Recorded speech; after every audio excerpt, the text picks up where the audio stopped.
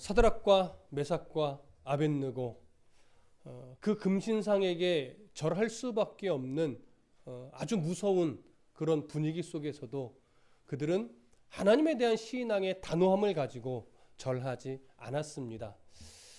아무도 말하지 않았다면 사실은 드러나지 않았을 텐데 이들을 시기하던 갈대아 사람들이 이들의 절하지 않음을 왕에게 고발을 했지요. 왕은 너무나도 믿고 또 인정하던 세 사람들이었기 때문에 사실 잘 믿지 못했던 것 같습니다. 어떻게 내가 아끼고 사랑하며 호의를 베풀어 줬는데 내가 만든 금신상에 절하는 명령을 어길 수 있었을까? 사뭇 놀란 마음으로 그들을 불렀죠. 그래서 그들에게 묻습니다. 정말로 너희가 금신상에게 절하지 않았느냐? 그들은 주저하지 않고 단호하게 그러나 겸손하게 절하지 않았다라고 대답을 했지요. 다른 사람들 같았으면 더 이상 물을 필요도 없이 바로 사형을 집행하라고 했을 것입니다. 그런데 느부갓네살 왕은 이들을 너무나 인정하고 있었기 때문에 유례 없이 그들에게 기회를 줍니다. 내가 다시 한번 기회를 줄 테니 절만 해라. 그러면 없었던 일로 해주겠다. 수많은 관료들 앞에서 그 세 사람만 이제 금신상 앞에 절해야 하는 상황이고 거의 거절할 수 없는 아주 강압적이고 무서운 그런 분위기입니다. 그러나 이들은 여전히 단호했습니다. 제가의 필요가 없다라고 하는 것이었죠. 그래서 절할 수 없습니다. 하나님이 살려주실 텐데 왕의 손에서도 살려주겠지만 그리 아니하실지라도 우리는 하나님을 배반할 수 없습니다. 하나님이 싫어하는 일, 하나님 기뻐하지 않는 일을 감히 내가 왕의 권세를 무서워서 그 이유로 행할 수 없습니다. 단호하게 거절을 했지요. 왕은 그동안 믿었던 것이 마치 배신당한 것처럼 얼굴의 낯빛을 완전히 바꾸어서 진노함으로 군사들에게 용맹한 군사를 선발해 와라 라고 명령을 내리고 이들을 당장 저 풀무불에 던지라는 명령을 내리게 된 것이죠. 사실 우리가 이 뒷이야기를 모른다면 지금 이 상황은 매우 긴장된 너무나 무서운 그런 상황이 되는 겁니다. 우리 조금 더 자세하게 오늘 본문을 좀 살펴보겠습니다. 19절과 20절 함께 읽겠습니다. 시작. 느부갓네살이 분이 가득하여 사드락과 메삭과 아벳느고를 향하여 얼굴빛을 바꾸고 명령하여 이르되 그 풀무불을 뜨겁게 하기를 평소보다 7배나 뜨겁게 하라 하고 군대 중 용사 몇 사람에게 명령하여 사드락과 메삭과 아벳느고를 결박하여 극렬히 타는 풀무불 가운데에 던지라 하니라. 자, 얼굴빛을 바꾼 느부갓네살 왕은 먼저 무슨 명령을 하냐면 풀무불을 뜨겁게 하는데 7배나 더하게 하라고 합니다. 여러분 그렇지 않아도 풀무불은 엄청나게 상상할 수도 없을 만큼 뜨겁습니다. 그런데 몇 배나 더하래요? 7배나 더하래요. 이 7배를 더하라는 것은 실제적으로 7배를 더하라는 것이 아니라 용광로의 온도를 높일 수 있는 데까지 최대한 높이라는 얘기입니다. 그렇게 높이라고 명령을 해놓고서 그 다음에 어떤 명령을 내리냐면 군대 중에 용사 몇 사람을 데려와라 이렇게 얘기를 합니다. 여러분 군대 중에 용사 몇 사람이라고 하는 것은 뭐냐면 왕을 호위하며 이 낙성식에 참여한 모든 군인들 중에서 가장 용맹한 사람 몇 사람을 선발해 오라는 거예요. 그리고 그들이 그렇게 선발된 용맹한 군인이 사드락과 메삭과 아벳느고를 결박하게 하고 그들의 손에 의해 풀무불 속으로 던지게 하라는 거예요. 여러분 사실 풀무불 속에 던지게 하는 일은 굳이 군인 중에 용사가 아니어도 상관없는 일입니다. 그럼에도 불구하고 느부갓네살이 군인 중에서도 가장 용맹한 사람을 선발해서 그들을 결박하여 풀무불 속에 던지라고 한 이유는 뭘까요? 여러분 사실 몇 가지 이유가 있습니다. 첫 번째는 뭐냐면 지금 모든 관료들 앞에서 금신상에게 절하지 않은 이 일로 인해 자신이 얼마나 진노하고 있는지를 보여주려고 하는 겁니다. 그 다음에 또 하나는 뭐가 있냐면 지금 이 풀무불의 온도는 너무 높습니다. 보통 사람은요, 쉽게 가까이 가기조차 힘겨울 정도로 뜨겁습니다. 여러분, 불 엄청나게 뜨거운 난로 옆에 가까이 가기조차 힘들잖아요. 그렇죠? 그런데 이것은 이 보통 난로가 아니에요. 수천도가 되는 용광로란 말이죠. 그것도 왕의 명령으로 널 수 있는 만큼 화력을 최대한 높인 그런 풀무불이에요. 그런 용광로예요. 그러니 보통 사람이 가까이 가기조차 힘들죠. 그러니까 어떤 사람이어야 돼요? 목숨을 걸고 왕의 명령에 순종할 수 있는 그런 용사여야 사실은 이 풀무불 속에 이들을 던져넣는 일이 가능합니다. 그래서 용사를 선발하게 하고 이들을 통해서 이 세 사람을 결박하게 하고 그 다음에 풀무불 속에 이들을 던지라라고 하는 명령을 하게 되는 것이죠. 자, 그 다음에 이것을 이렇게 하여 큰 본보기로 삼으려고 했고요. 그 다음에 이어지는 내용으로 좀 보겠습니다. 21절부터 23절까지 우리 함께 읽습니다. 시작. 그러자 그 사람들을 겉옷과 속옷과 모자와 다른 옷을 입은 채 결박하여 맹렬히 타는 풀무불 가운데에 던졌더라. 왕의 명령이 엄하고 풀무불이 심히 뜨거움으로 불꽃이 사드락과 메삭과 아벳느고를 붙든 사람을 태워 죽였고 이 세 사람 사드락과 메삭과 아벳느고는 결박된 채 맹렬히 타는 풀무불 가운데 떨어졌더라. 자, 우리가 이 상황을 좀 놓고 볼 때요, 한 가지 좀 먼저 생각해 볼 게 있어요. 우리가 이 뒤의 내용을 모른다는 가정을 해본다면 이러한 단호한 믿음의 고백을 하고 이 세상의 최고의 권세 앞에서도 기죽지 않고 자기의 신앙을 드러낸 이런 인물이라면 하나님이 보통 극적으로 이들을 살려내는 이런 드라마를 우리가 상상을 하잖아요. 그렇다면 하나님의 극적 역사는 어느 순간에 이들을 살려내야 될까요? 우리가 보편적인 생각이라면 떨어지기 전이죠. 정말 그 뜨거운 그 불꽃이 막 이 사람들을 휘어잡는데 데려가다가 누가 죽어요? 이 용사가 먼저 타 죽어요. 그 순간 어떠한 일로 말미암아 이 세 사람이 살아나면서 하나님께 영광을 돌리고 이 일로 말미암아 막 느부갓네살이 회개를 하고 모였더니 이 수많은 관료들이 이스라엘 하나님이 최고의 신입니다 하면서 회개하고 그래서 바벨론 제국이다 기독교 제국이 되는 이렇게 전개가 된다면 훨씬 더 극적이고 드라마틱하지요. 그런데 우리가 뒷내용을 모른다는 가정에서 생각해 볼 때 이들이 던져져 버렸어요. 그럼 결과는 뭐예요? 그렇게 믿음을 고백한 결과 그렇게 죽었더라. 이렇게 끝나는 거예요. 이 뒷이야기를 모른다고 가정할 때. 자, 그러면 우리가 이제 생각하게 되는 거죠. 이야, 어떻게 하나님은 이런 믿음을 고백한 자를 그냥 저렇게 죽게 만들 수 있을까? 어쩌면 이들의 기도가 부족했나? 이들의 신앙이 뭔가 뒤에 다른 꿍꿍이가 있었나? 이런 생각을 하게 될 수도 있는 거예요. 그러나 이것은 어떤 이들의 믿음의 어떤 수준이라든가 기도의 많고 적음의 이런 문제가 아니라 우리의 신앙 안에서 바라볼 수 있는 것은 뭐냐면 이들이 이렇게 죽었다 하더라도 어떤 하나님을 믿는 거예요?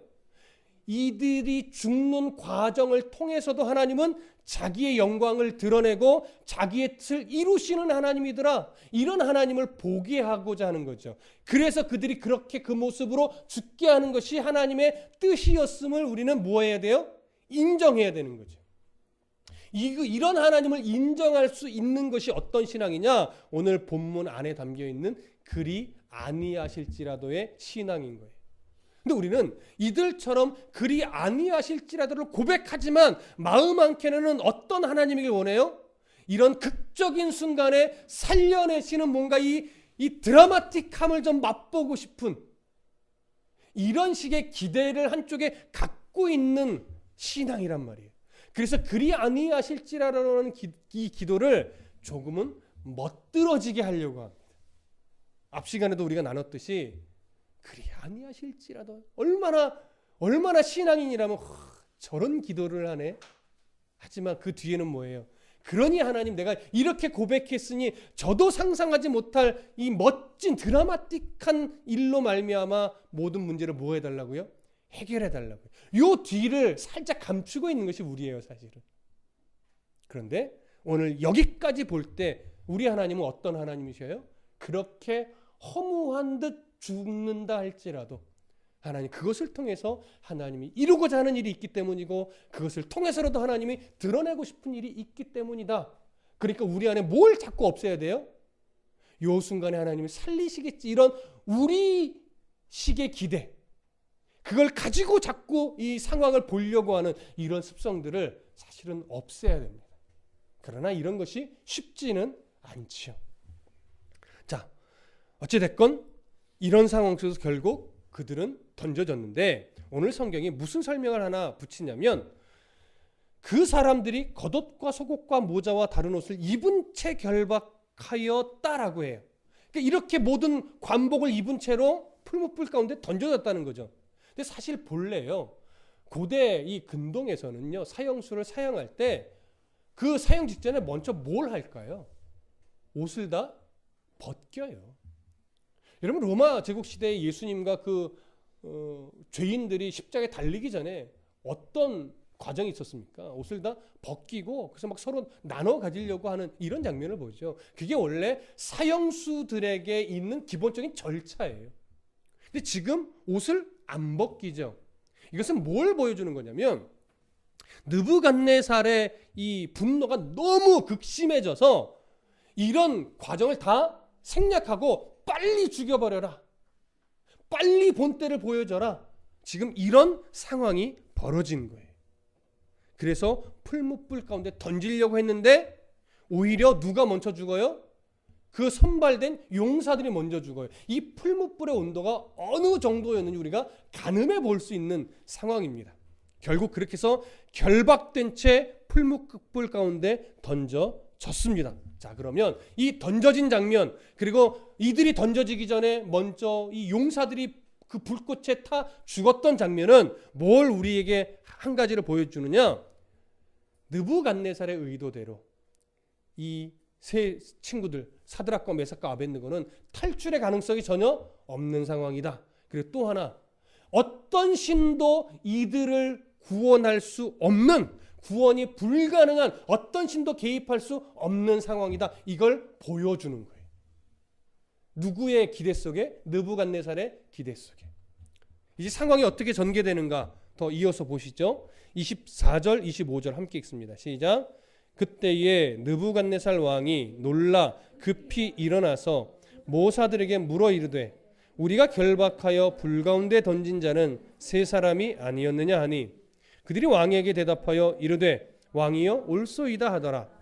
왕이 또 말하여 이르되, 내가 보니 결박되지 아니한 네 사람이 불 가운데로 다니는데 상하지도 아니하였고 그 넷째의 모양은 신들의 아들과 같도다 하고. 자, 그들이 던져지고 나서 느부갓네살은 바로 자리를 뜨지는 않았던 것 같습니다. 아마도 불타는 화로를 유심히 지켜본 것 같아요.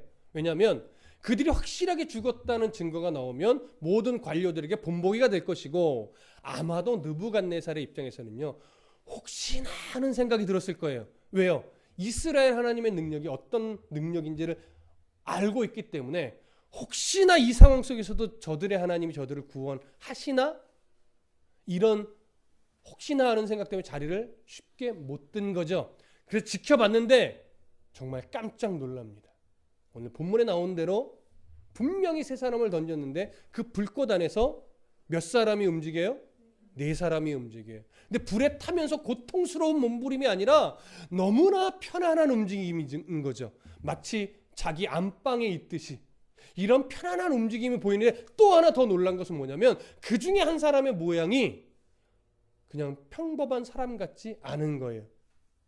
그들의 종교적인 이해 속에서 한 사람은 분명히 어떤 사람 같이 여겨져요? 신들의 아들처럼. 신들의 아들로 번역이 되긴 했으나 이것은 뭔가 초월적인 존재처럼, 신의 영역에 있는 초월적인 존재처럼 보여졌다라고 하는 거예요. 이것이 어떠한 모양이기 때문에 그렇게 봤을까는 알 수는 없습니다. 다만 분명히 사람 같지는 않은 굉장히 초월적인 존재처럼 여겨질 만큼 확연하게 드러나는 그런 모습이었다라는 것밖에 알 수 없습니다. 그러면 느부갓네살이 지금 이렇게 표현했지만 느부갓네살은 이 초월적인 존재, 신의 아들처럼 보여지는 이 존재를 뭘로 생각했을까요? 28절에 보시면 이런 표현이 있어요. 느부갓네살이 말하여 이르되 사드락과 메삭과 아벳느고의 하나님을 찬송할지로다 그가 그의 천사를 보내사, 이렇게 표현되죠. 느부갓네살은 아마도 하나님이 보낸 천사가 그들을 지키고 보호하지 않았을까 이렇게 생각한 것 같습니다. 그 천사라는 이해가 맞을 수도 있고 맞지 않을 수도 있어요. 그렇다면 이 초월적인 존재에 대해서 역사 속에서는 어떻게 이해를 했었나 한번 생각해 본다면 유대인들은 전통적으로 천사로 보았습니다. 그래서 탈무드에 보면 이 천사를 어떤 천사라고 표현하냐면 가브리엘 천사였다 이렇게 표현되어 있기도 합니다. 그런데 역사를 거슬러 오면서 상당수의 기독교 학자들은 천사로 보지 않고 예수님으로 봅니다. 70인역이라고 하는 구약 성경, 히브리어 성경을 헬라어로 번역한 70인역 성경도 이 부분을 천사로 보고 있어요.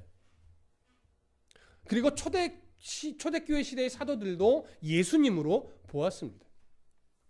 그럼 이제 보편적으로 천사냐 예수님이냐 이런 시선으로 갈라지는데 오늘 우리는 어떻게 보는 것이 더 신학적으로 또 문맥적으로 자연스러울까 볼 때 우리는 예수님으로 보는 것이 가장 더 자연스러울 거라고 여겨집니다. 그래서 우리는 이 한 사람을 천사보다는 예수님이 그들과 함께 하시며 지켜내시고 보호하신 것으로 그렇게 우리는 보려고 합니다. 이해되시죠?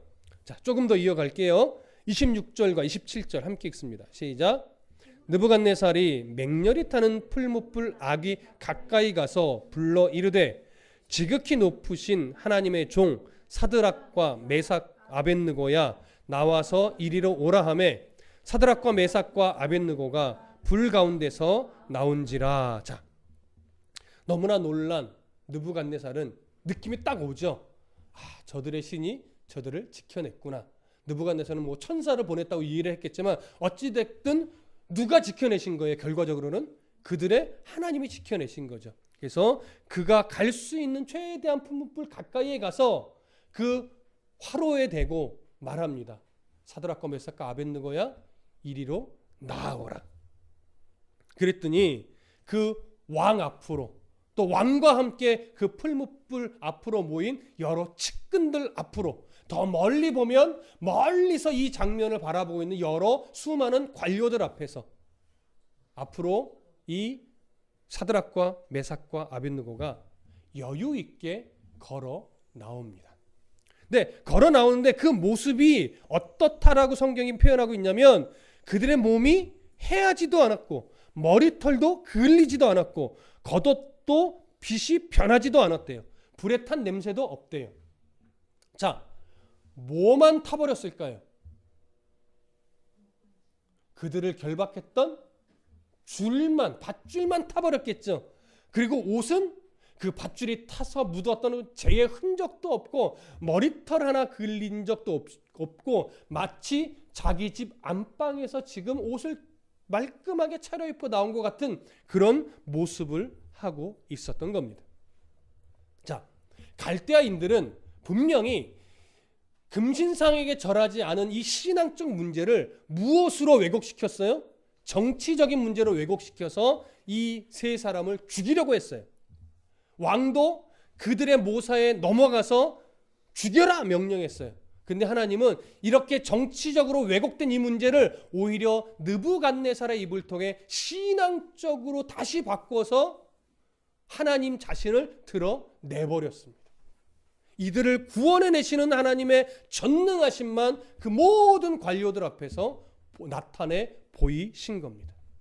하나님은 이럴 계획을 가지시고 오히려 이들을 어떻게 해요? 그 풀무불 속에 그냥 던져지게 내버려 두신 거죠. 우리는 오늘 이런 하나님을 성경을 통해서 보고 있습니다. 또 느부갓네살이 의도했던 것도 다 깨졌죠. 왕의 무서움을 드러내고 어떤 신도 이 사형 앞에서 개입할 수 없다라고 하면서 오히려 자신을 더 과시하려고 했는데 자신이 과시된 것이 아니라 누구만 드러나요?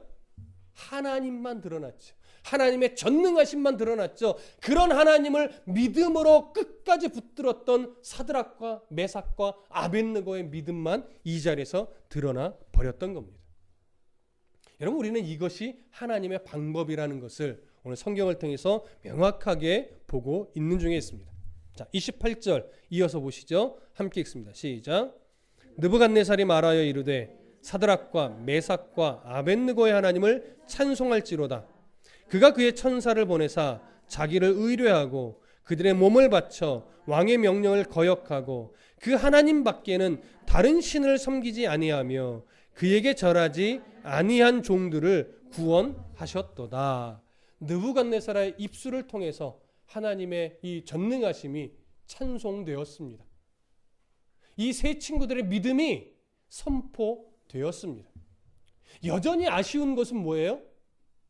이것이 느부갓네살의 자신의 경험을 통해서 고백되어진 신앙 고백이면 참 좋을 텐데 아직 그의 신앙으로 이것이 작용하여 고백으로 드러난 것 같은 모습은 보이지 않는다고 하는 안타까움이 있습니다. 여전히 느부갓네살에게 있어서 이 사드락과 메삭과 아벳느고의 하나님은 여러 신들 중에 여전히 가장 강한 신, 여러 신들 중에 가장 센 신, 이 정도로 여기는 그런 모습으로 아직은 느껴집니다. 이렇게 느부갓네살의 입을 통해서 하나님이 높여졌습니다.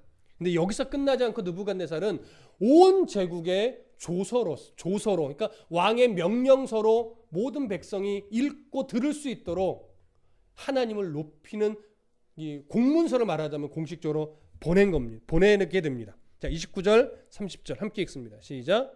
그러므로 내가 이제 조서를 내리노니 각 백성과 각 나라와 각 언어를 말하는 자가 모두 사드락과 메삭과 아벳느고의 하나님께 경솔히 말하거든 그 몸을 쪼개고 그 집을 걸음터로 삼을지니 이는 이같이 사람을 구원할 다른 신이 없음이니라 하였더라.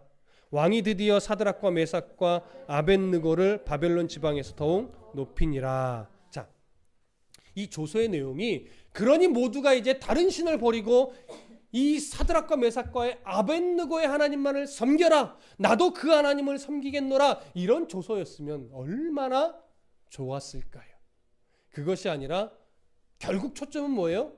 이들의 하나님을 경솔하게 여기지 말고 함부로 말하지 말아라. 그들의 하나님을 함부로 가볍게 말하는 내가 다 진멸하겠다. 이런 식의 내용이라서 이것도 대단하다 여겨지지만 사실 참 안타까운 겁니다. 그렇게 조서를 통해서 모든 바벨론 제국 내의 사람들에게 하나님이 어떠한 분인지를 높인 뒤에 이전보다도 더욱더 이 바벨론 지방에서 이 세 사람을 더욱 높였다라고 오늘 성경은 증언하고 있습니다. 이 세 친구들이 그리 아니하실지라도라고 하는 신앙의 고백을 가지고 단호하게 하나님 앞에 그 믿음을 드러냈기 때문에 나타난 결과죠. 하나님이 높여졌고 이들이 바벨론 지방에서 더 높은 자들이 되었습니다. 자, 이러한 오늘 다니엘서 3장의 모습을 우리가 다 정리를 하면서 하다 보면 크게 우리 안에 두 가지 생각이 들어올 수 있습니다. 하나는 우리도 이들의 단호한 믿음을 본받아야 되겠다.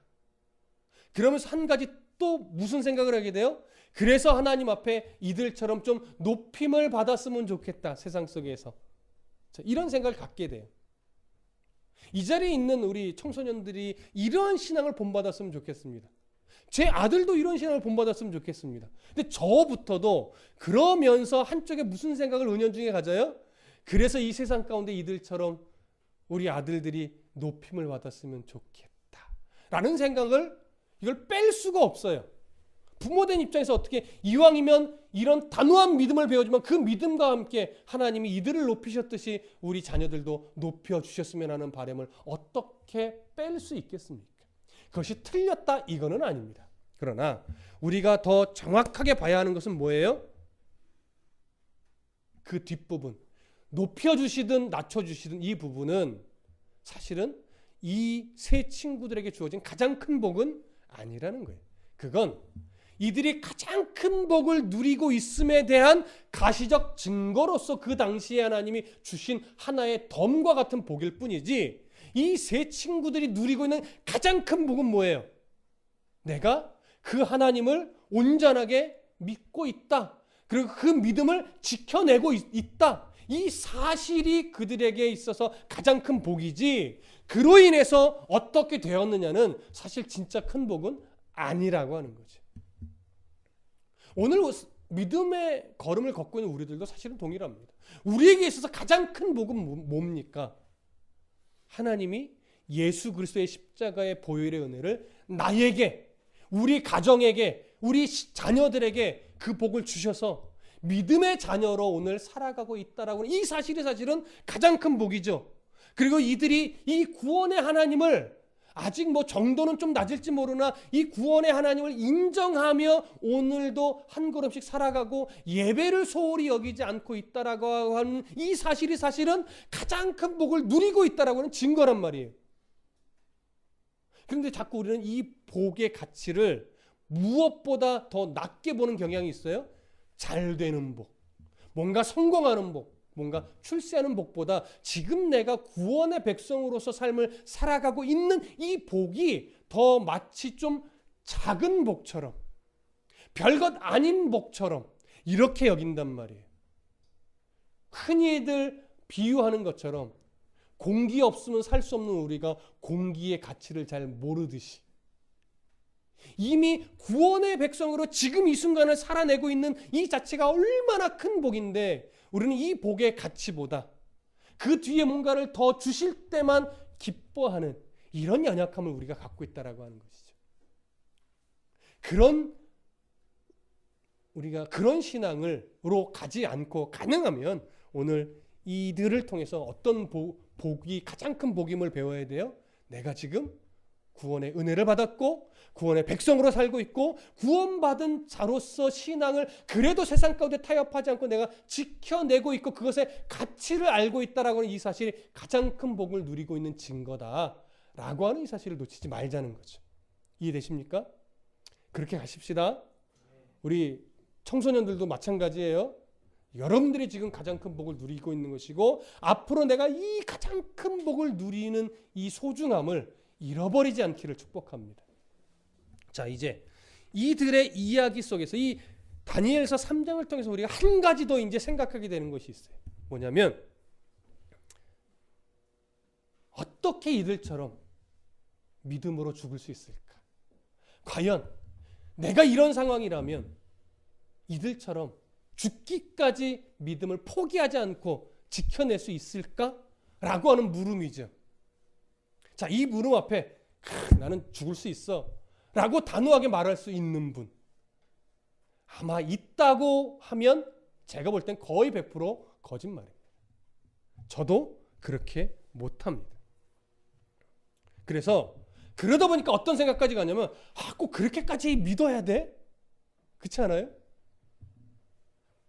그것이 죽음 앞에서도 신앙을 버리지 않는 것이 소중한 믿음이긴 하지만 사실 난 자신이 없거든요. 그러니까 꼭 그렇게까지 믿어야 되는 이런 생각을 하게 돼요. 그러나 여러분 잘 보십시오.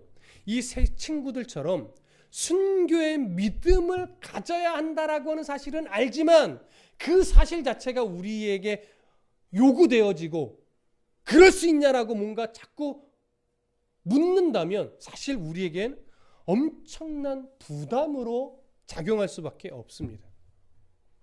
자, 오늘 다니엘서 3장이, 잘 들으세요, 3장을 정리하면서 이 다니엘서 3장이 우리에게 이런 순교의 믿음을 각오해야 됩니다. 그게 신앙생활입니다 라고 하는 교훈을 주는 의미가 이 안에 있을까요? 없을까요?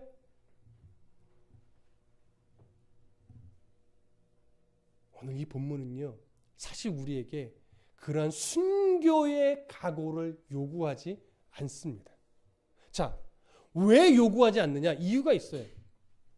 우리에게는 이런 상황이 닥쳤을 때 이렇게 순교 할 수 있는 이 순교를 선택할 수 있는 능력이 우리에게는 없기 때문에 그래서 요구하지 않아요.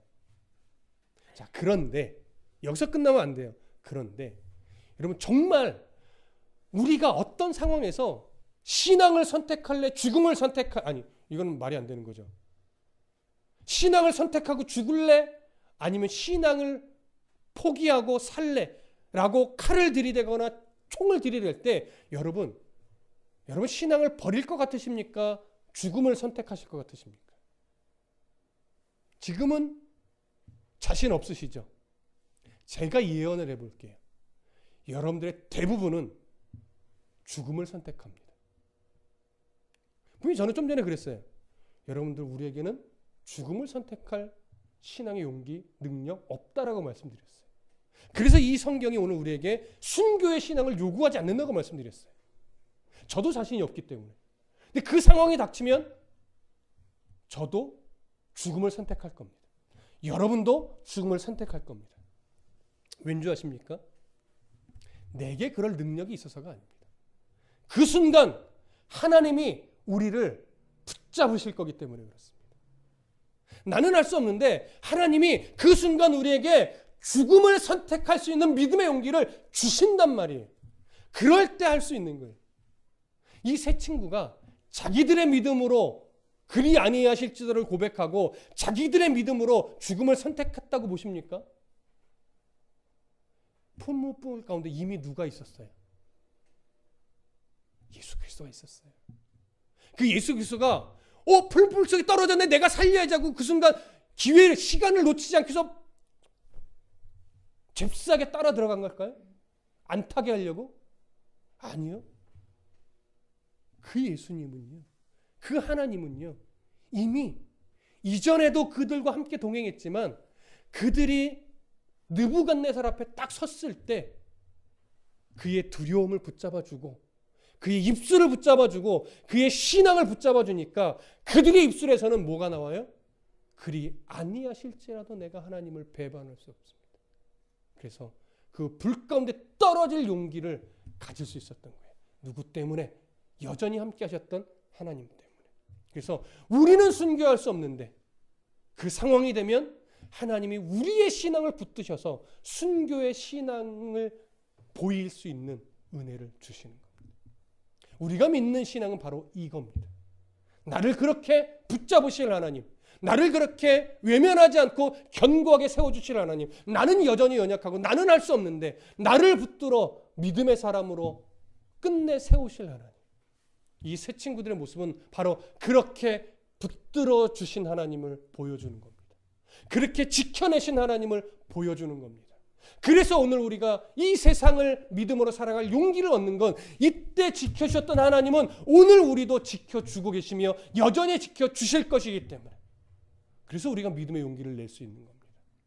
여러분 스스로를 믿지 마십시오. 그러나 나를 이들처럼 붙잡아 주실 그 하나님을 믿으십시오. 그러면 여러분 이들처럼 승리하는 신앙을 살아가실 수 있으실 겁니다. 날마다 기도하기는 하나님 이들을 붙잡아 주셨던 것처럼 순간순간 나를 붙잡아 주시고 자녀들을 붙잡아 주십시오. 이렇게 기도해야 하는 겁니다. 이런 은혜가 저와 여러분들 가운데 또 우리 자녀들 가운데 임하기를 간절히 소원합니다. 기도하겠습니다.